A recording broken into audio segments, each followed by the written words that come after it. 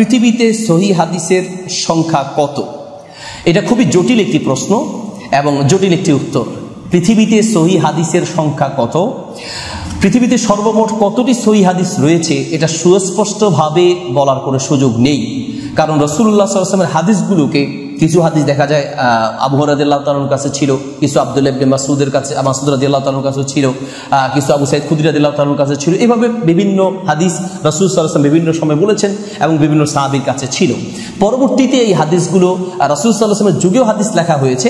পরবর্তীতে এগুলোকে আরো সুন্দর করে ইমাম মালিক রাহিমাহুল্লাহ সাজিয়েছেন, ইমাম বুখারী রাহিমাহুল্লাহ সাজিয়েছেন, ইমাম মুসলিম রাহিমাহুল্লাহ বিভিন্ন হাদিসকে একত্রিত করেছেন।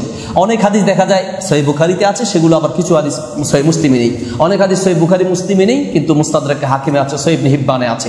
এইভাবে সহিহ হাদিসগুলো বিভিন্ন কিতাবে সন্নিবেশিত হয়েছে। তো সর্বমোট সহিহ হাদিসের সংখ্যা কতটুকু সুস্পষ্টভাবে বলার সুযোগ নেই। তবে ইমাম হাকিম রহিমাহুল্লাহ সহিহ হাদিসের সংখ্যা বলতে গিয়ে তিনি একটি সংখ্যা নির্ধারণ করেছেন, আনুমানিক ধারণা দিয়েছেন। তা হচ্ছে তিনি বলেছেন যে পৃথিবীতে সহিহ হাদিস সবগুলো যদি সংখ্যা নির্ধারণ করা হয় তাহলে 10,000-এর বেশি হবে না।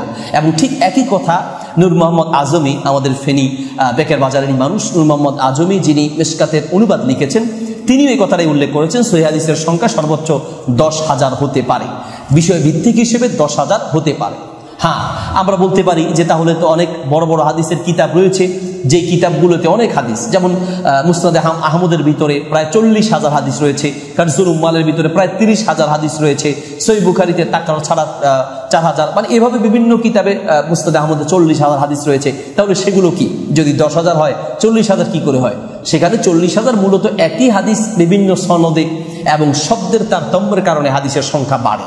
মূলত সহিহ হাদিসের সংখ্যা বলতে গেলে 40,000 এমনটা নয়, বরং একই হাদিস বিভিন্ন সনদে আসার কারণে বা বিভিন্ন অধ্যায় হিসেবে আসার কারণে, যেমন সহিহ বুখারীতে একই হাদিস কয়েক জায়গায় রয়েছে, 4, 5, 6 জায়গায় রয়েছে। মুসনাদে আহমদে একই হাদিস 10, 15, 20 জায়গায় রয়েছে।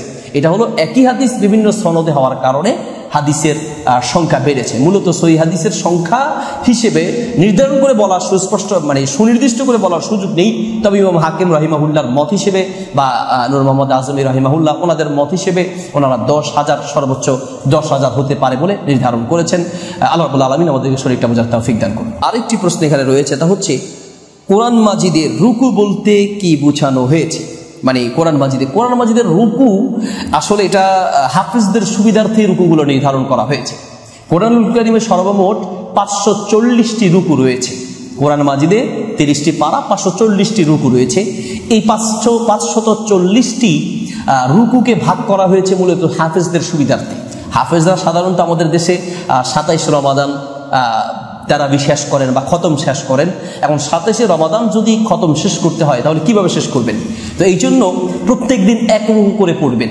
প্রত্যেক দিন যদি 1 রুকু করে পড়ে তাহলে দৈনিক সাধারণত আমাদের মসজিদগুলোতে 20 রাকাত তারাবি পড়া হয়। তাহলে 20 রাকাত তারাবি প্রত্যেক দিন যদি 1 রুকু করে পড়ে তাহলে দৈনিক 20 রুকু পড়া হয়।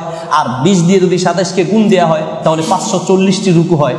তো কোরআনুল কারীমে 540টি রুকু ভাগ করা হয়েছে মূলত হাফেজদের সুবিধার জন্য।